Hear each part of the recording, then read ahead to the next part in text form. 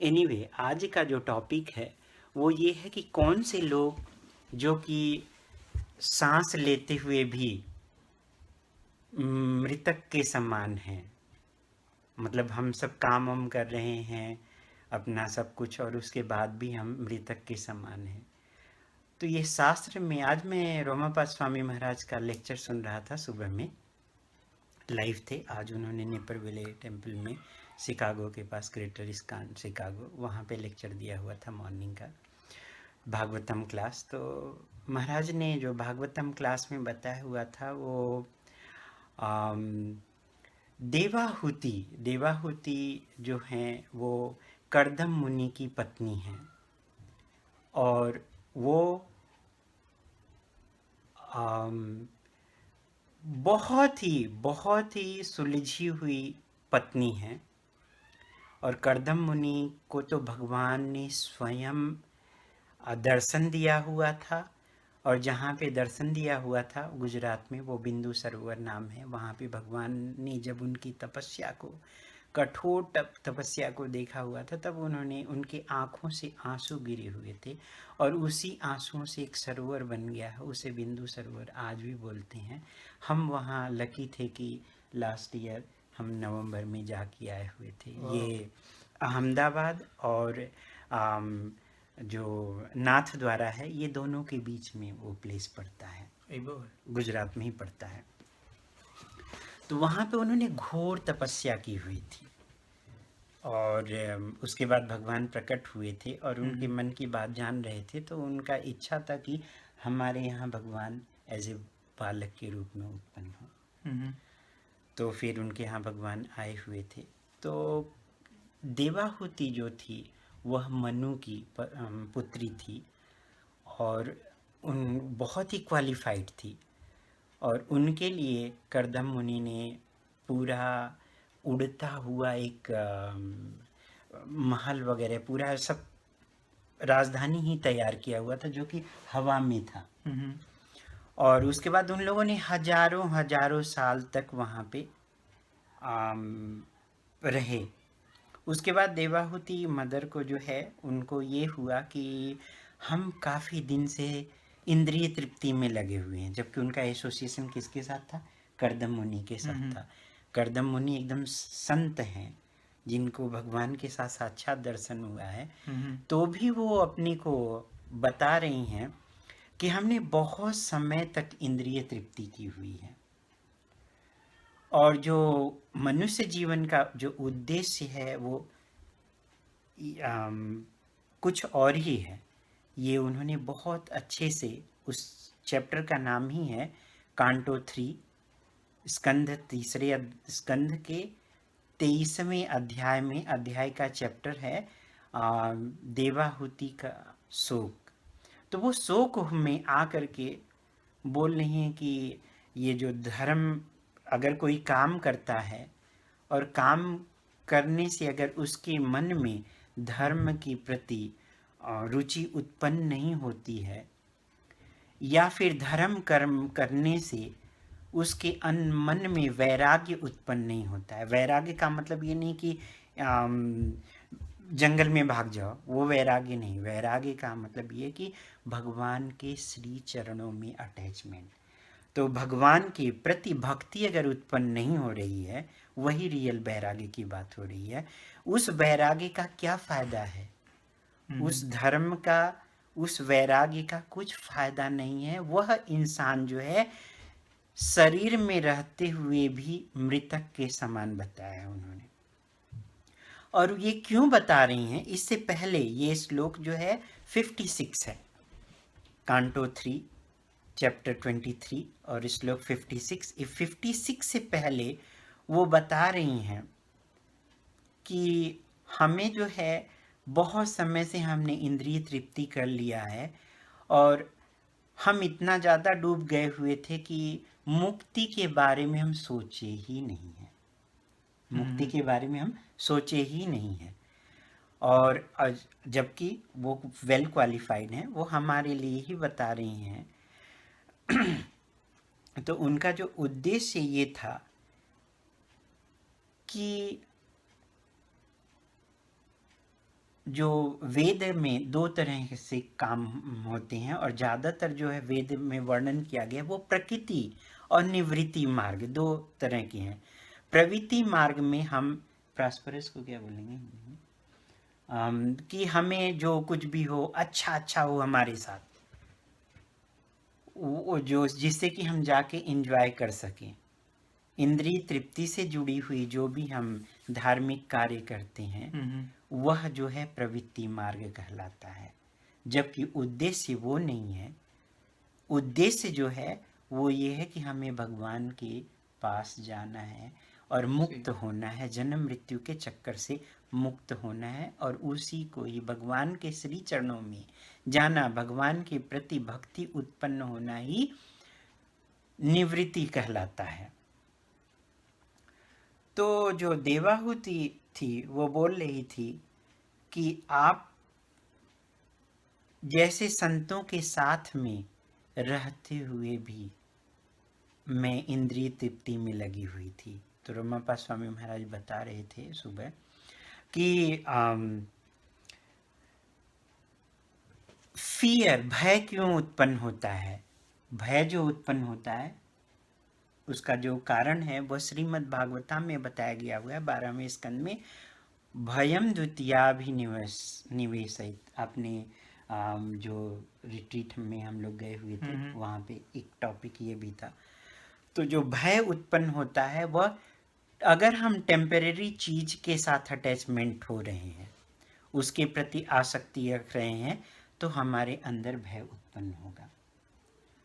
और जब हम मटेरियल के साथ अटैच हो रहे हैं तो हमारे अंदर भय उत्पन्न होगा।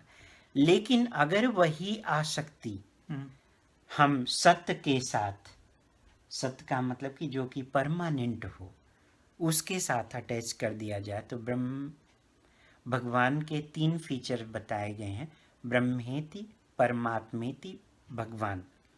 तो जो ब्रह्म फीचर है, जो ब्रह्म ज्योति है, जिसमें कि निर्विशेषवादी लोग जो है विलय होना चाहते हैं, वो भी एक तरह की मुक्ति है, भगवान में विलय होना, जिसे कि सायुज्य मुक्ति बोला जाता है। तो वो सत्य है, वो सत्य है, तो इसका मतलब कि वो भी मुक्ति को कंसीडर किया जाता है। और जो भक्ति है वह सीधे भगवान, जिसमें सच चित्त आनंद ये तीनों ही जुड़ा हुआ होता है। तो ये तीन, अगर सत्य के साथ अटैचमेंट है तो भी काफी है, लेकिन सच्चित आनंद यानी कि भगवान के साथ अटैचमेंट हो रहा है, तब तो कहना ही क्या, ये जीवन ही सुधर जाएगा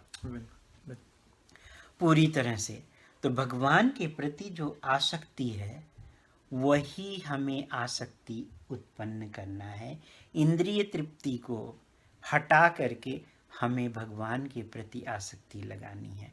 और इंद्रिय तृप्ति को कुछ न कुछ इंद्रियों को चाहिए ही चाहिए, तो वही हमें इंद्रियों को जो है भगवान की तरफ, भगवान की सेवा में लगाना है।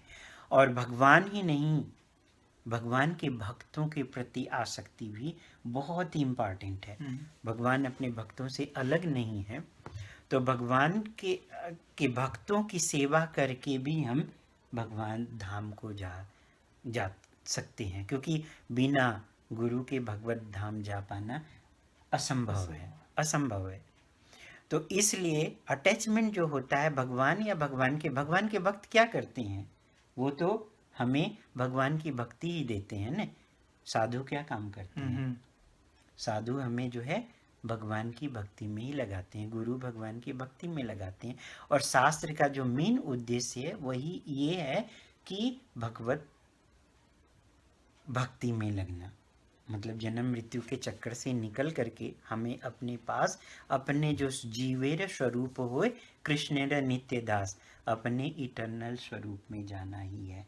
यही उद्देश्य होना चाहिए जो है। तो भगवान के भक्तों के प्रति आसक्ति, और जब अगर हम सत्य के प्रति अगर हम पूरी तरह से अटैच्ड हैं, अटैचमेंट चाहे किस तरह से भी हो, जैसे भगवान कृष्ण के प्रति जो आसक्ति थी, कई लोग उनको दुश्मन की तरह से देख रहे थे, शिशुपाल वगैरह ये लोग जो हो गए वो ऐसे ही देख रहे थे, लेकिन फिर भी उनको भी मुक्ति मिली, क्योंकि सत्य के प्रति, भगवान के प्रति उनकी आसक्ति थी। अगर गोपियों का जो ध्यान था भगवान के प्रति, वो इंद्रिय तृप्ति से ही जुड़ा हुआ था, लेकिन उनका जो प्यार है वह सबसे टॉप मोस्ट का जो है प्यार भगवत भक्ति में माना जाता है। टॉप मोस्ट के जो भक्त हैं वो गोपियां ही हैं। तो ये अगर समझिए कि जो दुश्मन की तरह से भगवान को देख रहा है, अगर सत्य के प्रति वह जो परमानेंट के प्रति अगर उसका अटैचमेंट है, तो भी वो हमारे लिए बेनिफिशियल है। चाहे वो हम जानकारी में करें या जाने या अनजाने में करें, तो भी वो हमारे लिए बहुत ही फायदेमंद है। और दूसरा एक पॉइंट और था कि भगवान के प्रति ये अटैचमेंट अगर हो जाए तब तो हमारा लाइफ ही सुधर जाए। तो जो मनुष्य जीवन का जो मिला हुआ है वह परमानेंट के प्रति अटैचमेंट है। भौतिकता के प्रति अगर हम अटैच रहेंगे तो इस भौतिक जगत में कुछ भी परमानेंट नहीं है। तो फिर अगर हमारा अटैचमेंट रहेगा तो हमारे अंदर भय ही उत्पन्न होगा और हम हमेशा ही दुखी रहेंगे। लेकिन अगर हम सत्य के प्रति अटैचमेंट है हमारा, तो फिर हम खुश रहेंगे और वापस हम भगवत धाम भगवान के पास जा सकते हैं। और संतों के प्रति जो कि देवाहुति बता रही हैं, लास्ट श्लोक में वो बोल भी रही हैं इस चैप्टर के 23वें अध्याय के अंतिम श्लोक में 57 में, कि आप जैसे संतों के एसोसिएशन से ही हमें लाभ मिलेगा, इसलिए हमारी हित के लिए बात करिए जो है। तो ये संतों के प्रति जो अटैचमेंट है वो बहुत ही इम्पॉर्टेंट है, क्योंकि भगवान के भक्त जो है वो भगवान की भक्ति देते हैं। तो जो अगर कार्य कोई करता है उससे अगर उसके मन में और उसके भाव में धर्म के प्रति रुचि उत्पन्न नहीं हो रही है, या वो प्रोग्रेस नहीं कर रहा है, या फिर धर्म में जो जुड़ा हुआ है उसके मन में, क्योंकि ये स्टेप बाय स्टेप है, क्योंकि हम कर्म करते हैं तो धर्म के प्रति रुचि उत्पन्न होनी चाहिए। रुचि उत्पन्न होने से फिर क्या होता है, धर्म का मुख्य उद्देश्य क्या है, मुक्ति की तरफ लेके जाना। तो फिर अगर हम धर्म के प्रति हैं तो हम वैराग्य उत्पन्न होगा, और वैराग्य उत्पन्न होने से कहाँ पे हमारा आसक्ति आएगा, भगवान के प्रति आसक्ति अगर आती है तब तो सही है। अगर आसक्ति भगवान के प्रति नहीं आती है तो इस मनुष्य शरीर में रहते हुए भी सांसें चल रही है, हम बात कर रहे हैं, बट फिर भी ये शरीर जो है एक मुर्दे के समान, एक शव के समान है, और ये जो है वो व्यक्ति जो है मृतक माना जाएगा। इसलिए मनुष्य जीवन का जो उद्देश्य है धर्म की तरफ बढ़ना, और धर्म की तरफ बढ़ करके वैराग्य उत्पन्न करना, और वैराग्य उत्पन्न होने से क्या होगा, भगवान के प्रति रुचि उत्पन्न होगी। हरे कृष्णा। यहीं पे हम स्टॉप करते हैं, और हो सके तो आप लोग जितना हो सके उतना शेयर करें ताकि और लोग इसका फायदा ले सकें। हरे कृष्णा। कुछ और बोलना चाहेंगे? नहीं। कुछ कमेंट? नहीं, आपने तो काफ़ी कुछ अच्छा बताया, मतलब बहुत अच्छा टॉपिक था ये, मतलब बहुत ही बढ़िया, मुझे पॉइंट अच्छा ऑफ व्यू से लगा। कभी सोचा नहीं, और ये बहुत अच्छा इन्फॉर्मेशन था। थैंक यू प्रभु। Thank you. Hare Hare Krishna. Thank you, और thank you for your wonderful service for the kids, क्योंकि आप जो है वो बच्चों को जो है प्रभु। भगवान के प्रति आसक्ति से जोड़ने के लिए काम कर रहे हैं। तो ये छोटे बच्चों के अंदर, श्रील प्रभुपाद जी बताते हैं कि बच्चों के अंदर ही छोटेपन से ही उनके मन में, उनके भाव में भगवान के प्रति भक्ति भरनी चाहिए। और जो इस साल जो कैंप का टॉपिक है वो है नवधा भक्ति, यानी कि 9 प्रोसेस ऑफ डिवोशनल सर्विस, जिसमें क्या है आप बता सकते हैं वो नवधा भक्ति क्या है? 9 प्रोसेसेस है, जिसमें हियरिंग है, श्रवणम, फिर कीर्तनम that is chanting the holy name of lord, फिर उसके बाद में विष्णु स्मरणम है, उसके बाद पाद सेवनम है, फिर दास्यम, अर्चनम है, फिर वंदनम है, फिर दास्यम, फिर साक्ष्यम साक्ष्यम और आत्मनियम।